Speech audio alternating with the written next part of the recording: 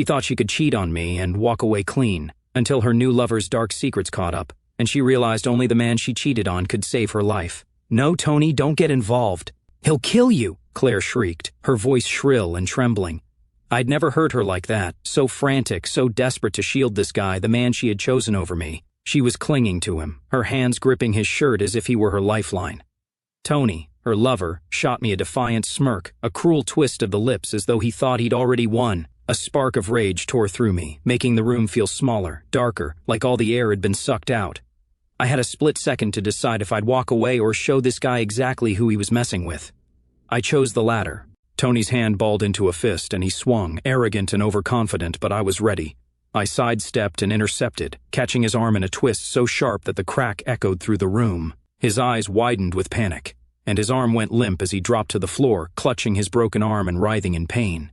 Claire scrambled to his side, cursing me with all the venom in her voice, her face twisted into an expression I'd never seen before. Gone was the woman I thought I knew. This was someone else entirely. Before I could catch my breath, 2 police officers yanked my arms behind my back. The cold bite of handcuffs snapped me out of the haze, and before I knew it, they were dragging me out the door. Claire didn't say a word, didn't even look at me. She was too busy fussing over her lover, sobbing as if he were the victim in all this. The police shoved me into the back of their car, the cold metal of the seat grating against my hands. The events of the past few days raced through my mind like a film stuck on fast forward, each frame cutting me deeper. But it wasn't the handcuffs that hurt. No, it was the image of Claire, her betrayal, her lies, her eagerness to protect this guy over me. Sitting in that police car, everything felt like a blur, a burning, churning haze of disbelief. The officer in the front glanced back at me, his eyes hard but strangely understanding, like he'd seen this scene too many times before. We drove off, and I tried to piece together how things had spiraled so far. It started small. Claire had always been a bit distant, a bit mysterious. Traits that once attracted me to her made me curious, but lately she'd been more secretive than usual. Late nights at work, a phone she kept practically glued to her hand, and the strange, smug look she'd wear when she thought I wasn't paying attention. At first, I'd chalked it up to stress or maybe a rough patch we were going through. But then, a few days ago, I found something that made me question everything. Claire had left her phone on the counter, forgotten in the shuffle of leaving the house in a hurry. I'll admit I hesitated, but curiosity got the better of me. A part of me almost hoped I wouldn't find anything, but when I saw the name Tony in her messages, my stomach turned. The messages between them weren't just flirtatious, they were explicit. Every word I read felt like another punch to the gut. By the time I reached the police station, my anger had morphed into something colder, sharper. The officers led me into an interrogation room, and I sat down, staring at the dull gray walls, trying to calm the storm in my head. I had so many questions, so many emotions clawing at me, that I wasn't sure where to even start. But one thing was clear, Claire was not the person I thought she was. "Mr. Harris," a voice pulled me out of my thoughts.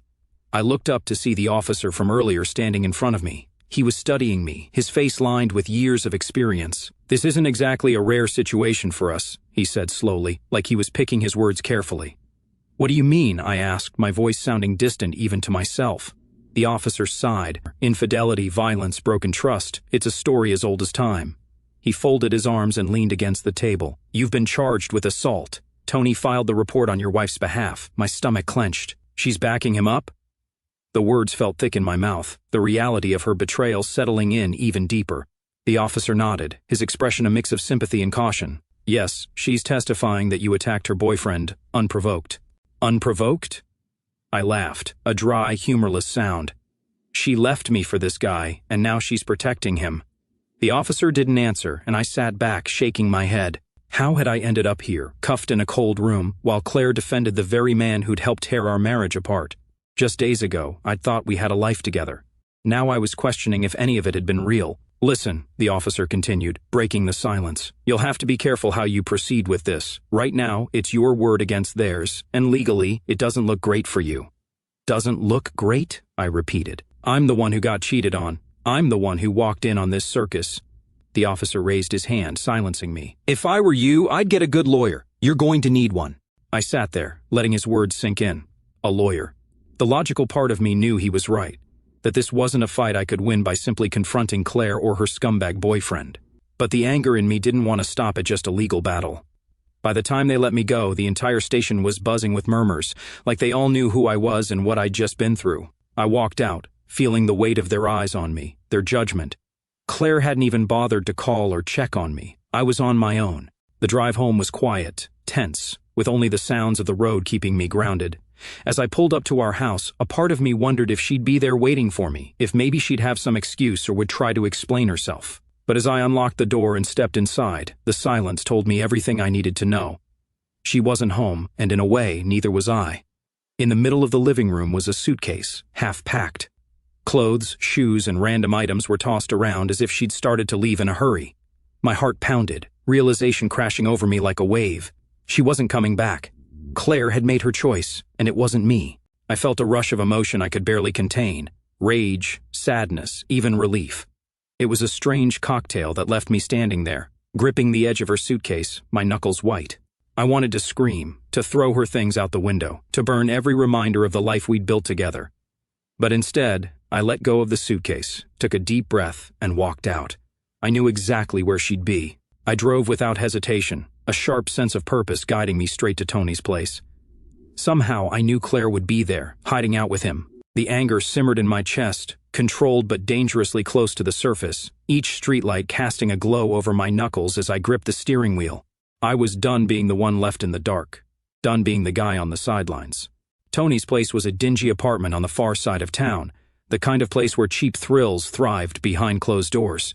I parked down the street, taking a moment to gather myself, to remind myself I wasn't here to cause another scene, at least not one that would get me thrown in jail again. But just as I stepped out of the car, I noticed movement near the building's side entrance. A figure I knew all too well slipped out. Claire. She was on her phone, oblivious to everything, her face illuminated by the dim glow of the screen. I watched her for a moment, part of me still in shock at how little remorse she seemed to have. Her laughter drifted toward me, mocking, as if everything was just a game. I felt my pulse hammer in my ears. Claire finally looked up and froze. Our eyes locked, and I saw a flash of guilt, quickly replaced by something colder, like I was a stranger on the street and not her husband. She pulled herself up, her expression turning into that same smug mask I'd seen during our last confrontation. She didn't try to explain, didn't even act surprised. She just walked up to me, crossed her arms, and tilted her head, like I was the one who owed her an explanation. "Here to throw another tantrum?" she sneered, her voice dripping with contempt. I swallowed the urge to lash out and kept my tone calm. "I just want to know why, Claire. After everything we built together, after all these years, why him? Why throw it all away?" She rolled her eyes, exhaling a dramatic sigh as if I were an inconvenience. "Honestly, Jack, you're just boring, predictable, safe. Tony's got this energy, this thrill you just can't offer." I stared at her, the words settling in, feeling like punches straight to my chest. Boring. Predictable. Was that all I'd ever been to her? My mind raced through memories of the countless sacrifices I'd made, the moments we'd shared, the promises we'd exchanged.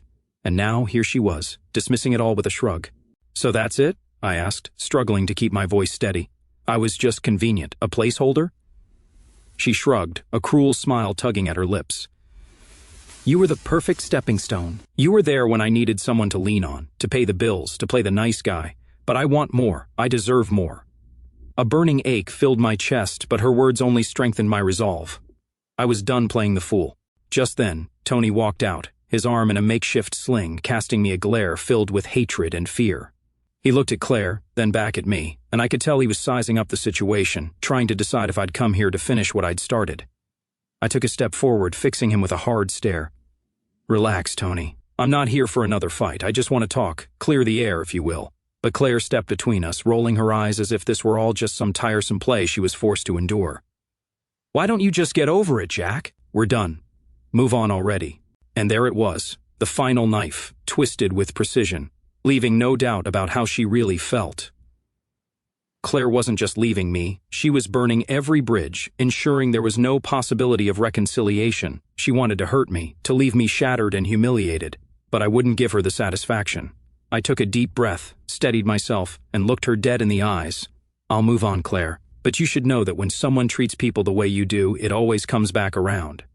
For a moment she faltered, a flicker of uncertainty in her eyes, but it was quickly replaced by a dismissive smirk. She turned, linking arms with Tony as if I were nothing more than a distant memory, unworthy of a second glance. As I watched her walk away, something inside me shifted, hardening. I took one last look at the two of them, then turned on my heel and walked away without a word. The next morning, I called a lawyer, Not just any lawyer, one with a reputation for tearing apart cases involving deceit and infidelity. If Claire wanted to throw me away like I was some worn-out possession, I'd make sure her freedom came with a price.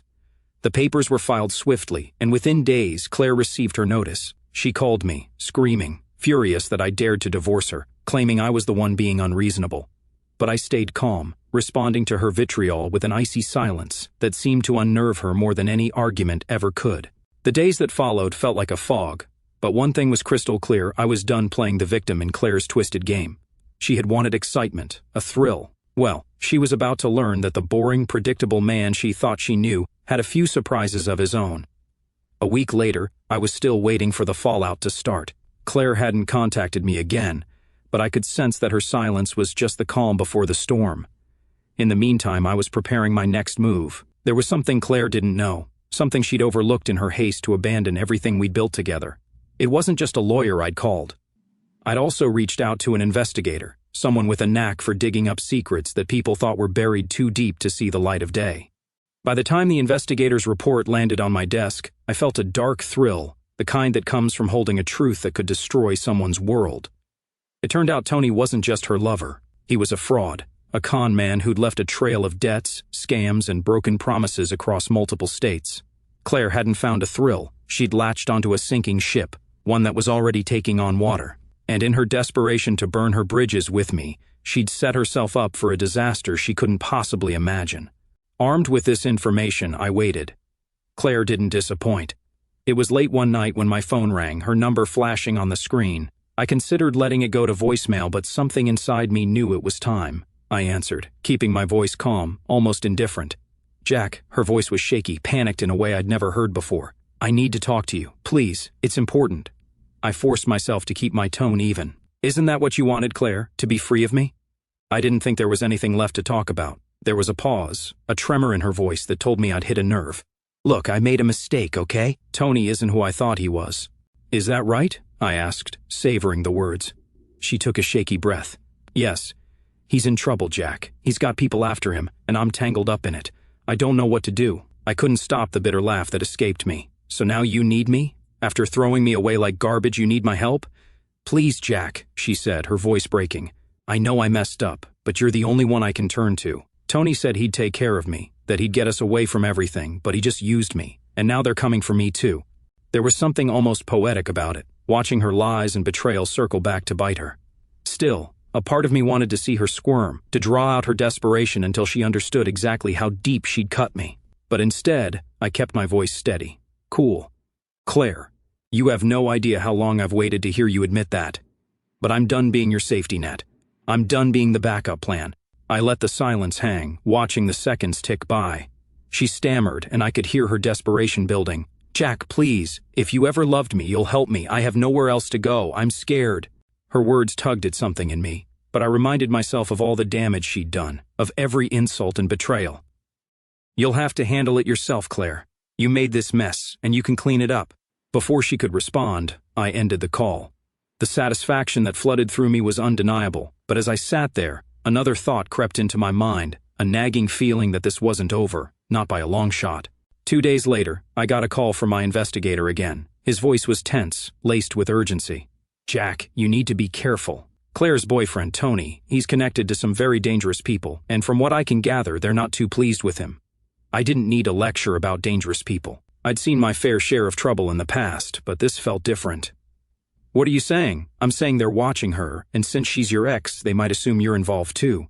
For the first time, real concern seeped in. If these people were watching Claire, and by extension me, then this wasn't just a petty lover's drama anymore. It was a life-and-death situation. But as much as I hated to admit it, I couldn't just let her walk into that kind of danger. She was still tangled up in my life, like a bad dream that wouldn't end. I spent that night awake, thinking through every option, weighing the risks. Part of me wanted to cut and run, to let her face the consequences of her choices. But another part of me, the part that once loved her, couldn't bear the idea of leaving her defenseless against people like that. So the next morning, I decided to take matters into my own hands. I found Tony's last known address, a rundown motel on the edge of town, and drove out there, armed not with anger but with cold, calculated determination. If I was going to end this, I'd do it on my terms. When I arrived, Tony was there, looking even worse than the last time I'd seen him. His arm was still in a sling, his face bruised and tired, but when he saw me, he didn't look afraid. Instead, he smiled, that cocky smirk that had started all of this. "Well, look who decided to play hero," he sneered. I didn't waste words. "This isn't about you or Claire. This is about getting out of this mess you dragged us into. So here's what's going to happen. You're going to disappear right now. You're going to leave town and make sure those people forget you ever existed. And if I ever see you again, you'll regret it." Tony's smirk faltered, a flicker of fear in his eyes. "And if I don't?" I leaned in close, my voice low. "Then I make sure every bone you've got left is broken." "Don't think I won't." Tony gulped, the confidence draining from his face. Without another word, he backed up, grabbed a bag, and disappeared into the night. It was over, or so I thought. As I drove back, I couldn't shake the feeling that this chapter of my life was closing, but that a new, unexpected one was about to begin. I'd barely set foot in my house when my phone buzzed. I picked it up, expecting another plea from Claire or maybe a final warning from Tony. But instead, the number was unknown. Against my better judgment, I answered, pressing the phone to my ear, my grip tightening as a deep, gravelly voice echoed on the other end. "Jack Harris," the voice said, almost amused. "I hear you've been playing hero." "Who is this?" I demanded, though I already knew this was one of the men looking for Tony, and by extension, Claire and me. He chuckled, a low, menacing sound. "Doesn't matter. What matters is you've got something that belongs to us, a debt that Tony left behind. Now, he skipped town, but his baggage remains." I took a deep breath, forcing myself to stay calm. "Whatever Tony owes you, it has nothing to do with me. I don't even know the guy. We've got no connection." "Oh, I think you're wrong, Mr. Harris," he said, his tone suddenly dark. "You're his wife's husband, right? That makes you family. And family pays." I could feel the blood draining from my face. "What do you want?" "Simple," he replied, his tone chillingly casual. "You pay what he owes or she does. And believe me, we've got a much higher price in mind for her." I clenched my teeth. The man had me cornered, and he knew it.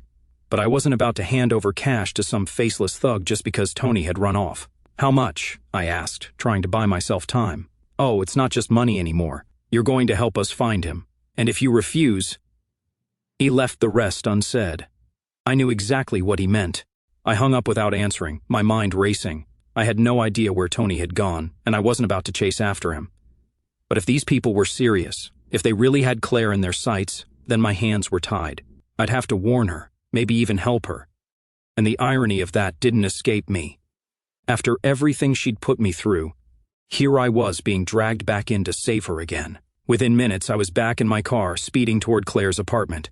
When I arrived, her place was dark, eerily quiet. I knocked, then pounded on the door, and finally she opened it, standing there in an oversized sweatshirt, looking as if she hadn't slept in days. Her eyes widened in surprise as she saw me. "Jack," she stammered, her voice a mix of confusion and, was that relief?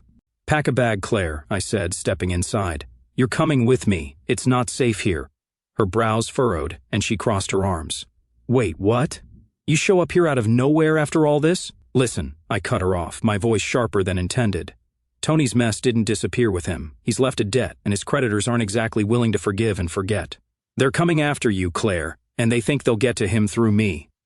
Her face paled, and for the first time since this whole nightmare started, she looked genuinely afraid. She opened her mouth to argue, but then she seemed to realize I was serious. "How do you know they'll come for me?" "I just got a call," I replied grimly. "They want us both, and believe me, these people don't make empty threats." Without another word, she scrambled to her room, throwing clothes and essentials into a bag, her movements frantic. I could see her hands shaking as she zipped up her suitcase. This was no longer about love or betrayal. This was survival. Whatever history we had, whatever twisted triangle we'd been locked in with Tony, none of it mattered now. We took my car and drove through the night. I'd arranged for a safe house, a cabin I'd borrowed from a friend years ago. It was isolated, deep in the woods, the kind of place where no one would think to look. The drive was quiet, tense. Claire kept glancing at me, as if wanting to say something but holding herself back. When we finally arrived at the cabin, the silence was suffocating. I unloaded the bags and led her inside, the tension between us thick as fog. The weight of everything left unsaid was pressing down on me. But before I could break the silence, she finally spoke. "Jack, I'm sorry." The words hung in the air, unexpected and raw. For the first time since all of this began, she looked vulnerable, like the woman I once knew. "Sorry?" I echoed, bitterness lacing my tone. "Sorry for what, Claire? For cheating? For dragging me into this mess? Or for needing me only when your life's on the line?" She swallowed, her gaze dropping to the floor. I didn't expect things to go this far. I thought Tony could give me something you couldn't. And what was that, Claire? I demanded, my voice rising. Excitement? A thrill? Was I just not enough for you? She closed her eyes, taking a shaky breath. I was selfish. I wanted more. But I was wrong, Jack. I see that now. I shook my head, a bitter laugh escaping. Only when you've lost everything. She flinched, and for a moment, the weight of our broken past threatened to swallow us both. But I didn't let myself soften, not this time. Listen, I said finally. We're here to lay low, nothing more. Once we're safe, you're on your own.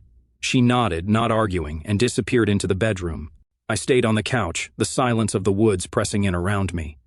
But just as I was starting to let my guard down, a noise outside jolted me back to reality, a faint rustling, too deliberate to be an animal. My instincts kicked in, and I grabbed the baseball bat I'd stashed near the door. I motioned for Claire to stay quiet, gesturing toward the shadows creeping outside the window. Her eyes went wide with fear, but she nodded, pressing herself against the wall. I held my breath, waiting, listening. Then the cabin door handle rattled, slowly at first, then harder, as if someone was testing it, trying to break in. Without warning, the door burst open, and in the faint moonlight I saw him, a tall, shadowed figure with cold eyes and a menacing smirk. He stepped inside, holding a knife, his gaze flickering between me and Claire. Well, he drawled, his voice dripping with malice. Looks like Tony's little mess has finally caught up to you too. My grip tightened on the bat, every muscle in my body coiled, ready. I wasn't the same man I'd been before all this. This time I'd fight back, no matter what. As the intruder took a step closer, I swung the bat, connecting with a sickening thud. The man staggered back, cursing as he gripped his shoulder. But he recovered faster than I expected, his knife gleaming in the moonlight as he lunged toward me. I sidestepped, dodging the blade by a hair's breadth. The weight of the situation crashed over me. This wasn't some bar fight, this was survival. Get out, Claire, I shouted, but she stood frozen, wide-eyed, rooted to the spot like a deer caught in headlights. The intruder's gaze flicked to her, and a cruel smile tugged at his lips. Pretty thing, isn't she? Maybe once I'm done here I'll have a little chat with her. The rage that erupted in me was like nothing I'd felt before. He thought he could take everything, turn my life into ruins, and then walk away like it was nothing. I wouldn't allow it. I swung the bat again, but this time he was ready. He ducked and drove the knife toward me, grazing my side. The pain was sharp and immediate, but adrenaline kept me moving, kept me focused. Suddenly, Claire snapped out of her shock. She grabbed a lamp from the side table and hurled it at him, the glass shattering against his back, staggering him for a split second. It was all the opening I needed. I lunged forward, grabbing his wrist and twisting, forcing the knife from his grasp. It clattered to the floor, and he let out a guttural snarl, throwing a punch with his free hand. But I didn't let go. I tightened my grip, feeling his bones strain under the pressure. Then, just as I thought I had the upper hand, he jerked forward, using his weight to knock me off balance. We crashed to the floor, locked in a brutal struggle, each of us scrambling for control. His fist connected with my jaw, and stars burst in my vision. But as he reared back for another punch, Claire picked up the knife and, with trembling hands, pointed it at him. "Back off," she shouted, her voice fierce but trembling. "Or I swear I'll use this." The intruder glanced at her, and for the first time, a flicker of doubt crossed his face. He knew he was outnumbered. He looked back at me, weighing his options, his expression twisting with frustration and rage. Finally he backed away, his hands raised mockingly. "All right," he sneered, a wicked glint in his eye. "You win this round. But this isn't over. Tony owes us and we'll get what's ours. And next time, Jack, I won't be alone." With that, he turned and disappeared into the night, leaving us standing in the wreckage of the cabin, panting and shaking. My side throbbed, blood seeping through my shirt, but I barely registered the pain. I turned to Claire, who still held the knife, her hands trembling violently. For a long moment, neither of us spoke, the weight of what had just happened settling over us like a shroud. She looked at me, her eyes wide with something between fear and gratitude. I wasn't sure if she was scared of him or of me. "Thank you," she whispered, her voice barely audible. I took a shaky breath, the anger and adrenaline slowly ebbing, leaving a hollow ache in its place. "Don't thank me yet," I muttered, wincing as I inspected the cut on my side. "This isn't over." As the hours ticked by, we did what we could to patch up my wound and secure the cabin. Claire was uncharacteristically quiet, and I couldn't tell if it was remorse or fear or both. We sat across from each other, both exhausted but too wired to sleep, listening to the forest outside, every rustle making us flinch. And then, as if unable to contain it any longer, she spoke. "I didn't know it would come to this," she murmured, her voice cracking. "I didn't think Tony would drag you into this nightmare." I stared at her, hard, and forced myself to say what I'd been holding back since the beginning. But you didn't care, Claire. You didn't care about anyone but yourself.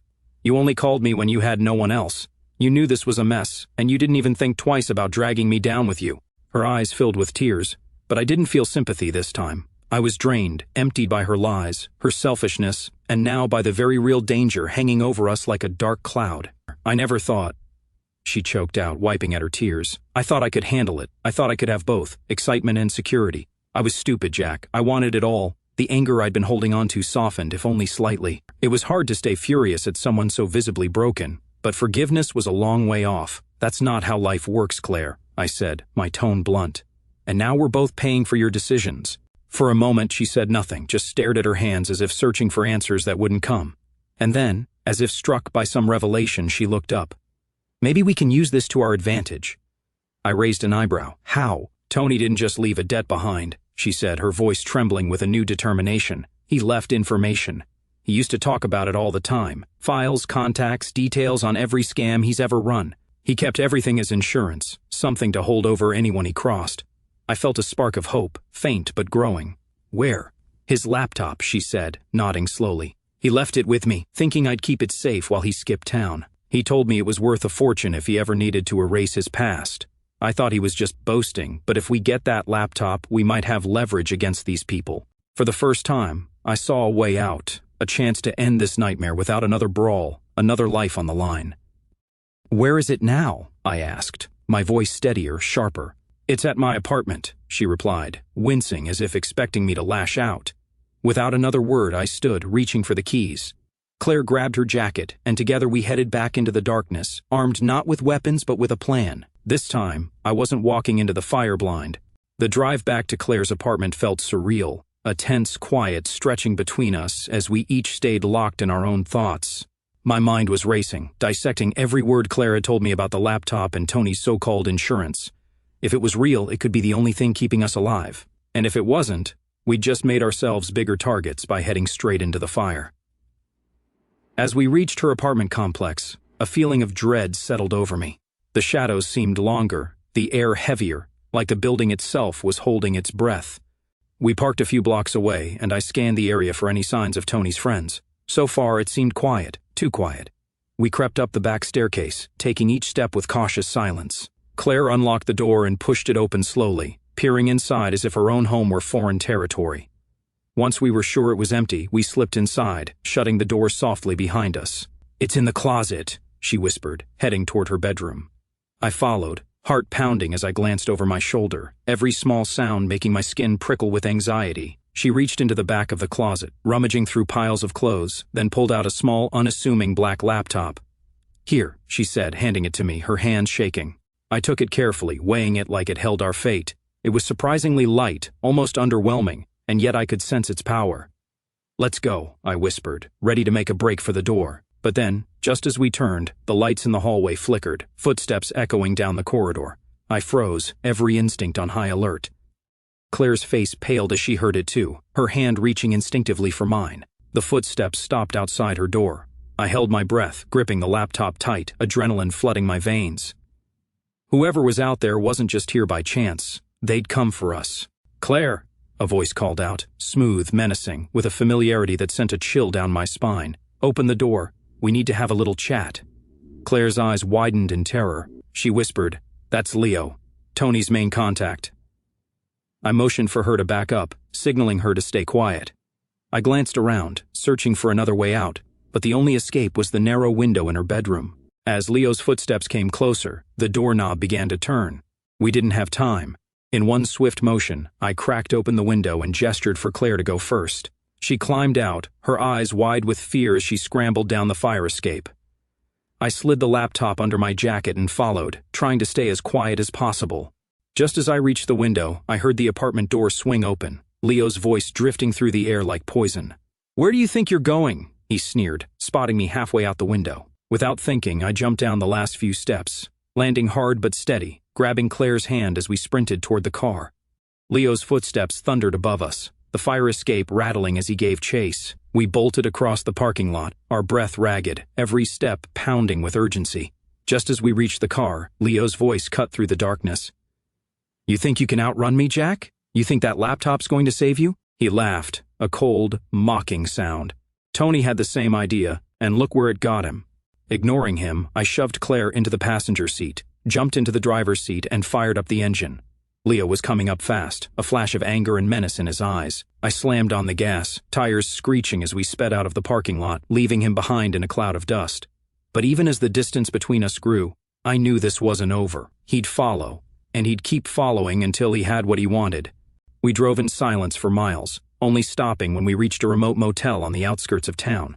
I parked the car, and we headed inside, checking in under fake names, paying in cash. The manager barely looked at us, just handed over a key and pointed down a dimly lit hallway. Once inside, I locked the door, pulled the curtains tight, and finally let out the breath I'd been holding since the apartment. Claire slumped onto the bed, her face buried in her hands. "This is all my fault," she whispered. "I was so blind, so reckless." I stared at her, the anger I'd held onto for so long now twisted with pity. "Maybe," I replied quietly, "but right now, all that matters is surviving this." She looked up at me, her eyes searching mine. "You could leave, you know. You could take that laptop, turn it in, and walk away. This isn't your fight." I held up the laptop, feeling its weight again, the responsibility it carried. "You think they'd just let me go, Claire? That they wouldn't come after me, after you, after everyone we know?" A tear slid down her cheek, and for the first time, I saw real regret in her eyes. "I never meant for you to get hurt. Not like this." I swallowed hard, forcing myself to keep my voice steady. "Hurt, Claire? You shattered my life. But right now, none of that matters. If this laptop has what we need to make these people back off, then maybe, just maybe, we have a chance." Without another word, I opened the laptop and powered it on, praying Tony's so-called insurance wasn't another lie. The screen blinked to life, prompting for a password. I looked at Claire, hoping she might know it. "Try Cash Cow 23, she said, her voice barely above a whisper. I typed it in, and the screen unlocked, revealing a desktop littered with files and folders. Names I didn't recognize, but that clearly spelled out Tony's twisted trail of fraud and deceit. It was all there. Offshore accounts, blackmail files, connections to everyone from minor criminals to high-level players. As I scrolled through the files, a new plan started to form. We could use this. We could use every dirty little secret Tony had left behind to shield ourselves from Leo and his men. I looked over at Claire, a steely determination settling over me. "Tomorrow," I said, my voice hard, "we're going to make a deal. We'll give them just enough of this information to get them off our backs for good." She nodded, her expression unreadable, but there was a glimmer of hope in her eyes. For the first time in days, I felt a sliver of control, a sense that maybe, just maybe, we'd make it out of this alive. But deep down, I knew that by tomorrow, everything would change. The next morning, I spent hours combing through Tony's files, searching for anything that would give us leverage. Claire watched, her face a mix of guilt and nervous anticipation. This laptop held everything: names, transactions, photos, proof of deals that could put people away for years. We had gold in our hands, but it was dangerous gold, the kind that could backfire if handled wrong. I had one shot to use this information to get Leo and his crew off our backs forever. Just before noon, my phone buzzed. It was a message from an unknown number: "Meet at the old factory at 2 p.m., alone. Bring the laptop or we find her." Short and direct. They knew where we were and they weren't playing games. I looked over at Claire, my mind spinning with a new plan. "Stay here. I'm going to finish this." She grabbed my arm, eyes wide. "Jack, don't go alone. Leo doesn't do deals. He'll kill you once he has what he wants." But I shook her off gently, giving her a look I hoped said more than words could. "Trust me, Claire. This ends today." I drove out to the old factory, a crumbling skeleton of concrete and steel that loomed against the sky like a graveyard monument. Leo was waiting for me, along with two goons who looked like they'd walked straight out of a bad crime movie. Their eyes followed me as I approached, the laptop tucked under my arm. Leo's smirk was razor sharp. "You actually came with the laptop, I assume?" I held it up, keeping my face neutral. "It's all here, but we make a trade, this laptop in exchange for leaving us alone permanently." Leo laughed, low and mocking. "You think I need your terms? Once I've got that laptop, what's stopping me from taking you out right here?" I expected him to say that. That's why I'd come prepared. "Because," I said, my voice steady, "I've already sent the files to someone who will release them if I don't check in by midnight. Every contact, every deal, every dirty secret Tony left behind. You kill me and your whole operation goes down." His face darkened, his confidence slipping just a little. I knew I'd struck a nerve. "And who would that be?" he sneered, eyes narrowing. "That's my insurance," I replied coolly, hoping he couldn't see the bluff beneath my calm exterior. "But trust me, if I don't make it back, you won't last the week." Leo hesitated, and I could feel the tension in the air. His goons shifted uncomfortably, clearly aware of the risk. Finally, after a tense silence, he nodded. "All right, you've got a deal, the laptop, and we're done with you." I handed over the laptop, every instinct screaming at me to watch my back. As Leo took it, he nodded to his men, and they turned to leave. For a moment, I thought I'd won. I thought I'd actually managed to pull it off. But just as he started to walk away, Leo turned, eyes flashing with a deadly glint. "One more thing, Jack, a little insurance of my own." Before I could react, he pulled out a gun and fired. The shot rang out, tearing through the silence, and I felt a hot, searing pain in my side. I staggered, clutching my wound, my vision blurring as I dropped to one knee. Leo smirked, lowering the gun. "Thanks for the files. Now you and Claire can finally be together in hell." He walked away, his footsteps echoing as I clutched my side, fighting the darkness that threatened to swallow me whole. I could barely make out the sound of a car driving off, leaving me alone, bleeding out in the empty factory. But then, just as my vision started to fade, I heard another sound. Footsteps, soft and careful. I struggled to keep my eyes open, and through the haze I saw Claire. She was there, kneeling beside me, her face a mix of fear and determination. "Jack," she whispered, pressing her hands against my wound to stop the bleeding. "Stay with me. Don't you dare leave me here alone." I managed a weak smile, the irony of it all hitting me hard. Here I was, dying to save the woman who betrayed me, the same woman who dragged me into this mess. But as she pressed down harder, her hands shaking, I saw something else, a kind of desperation that I hadn't seen before. Maybe she did care, in her own broken way. "Claire," I gasped, my voice barely a whisper, "take the phone, the files." She nodded, reaching into my pocket for the backup USB I'd stashed, the real insurance plan I'd made just in case Leo didn't keep his word. "You're going to make it," she whispered, a tear slipping down her cheek. "We're going to get out of this together." The last thing I saw before everything went dark was her face, blurred but filled with something I could only hope was real. When I opened my eyes again, I was in a hospital bed, the steady beep of machines the first thing I registered. My side throbbed, but I was alive. Claire was there, sitting beside me, clutching the USB drive in her hand, her eyes red and exhausted. "You saved me," she said, her voice barely above a whisper. I took a shaky breath, the weight of everything finally crashing down. "Only because I didn't want your mess to take me down, too." She laughed, a bitter, shaky sound, and nodded. "Fair enough." Over the next few days, we took the files to the authorities, cutting a deal with people who had more interest in putting criminals away than dealing with us. Leo's operation was blown open, and he was taken down, along with Tony's entire network. I heard whispers that Leo had put a price on my head, but he was locked up too tightly to be a real threat now. Claire and I parted ways shortly after. There were no more apologies, no promises to stay in touch. We'd been through too much, and the weight of her betrayal was too heavy to forgive. But as I walked away from her for the last time, I felt a strange kind of peace. She was free to live her life, and I was finally free to rebuild mine, without her lies, without the shadow of her mistakes hanging over me. I took one last look at her, the woman who'd both wrecked and saved my life, then turned and walked away, my future finally my own again.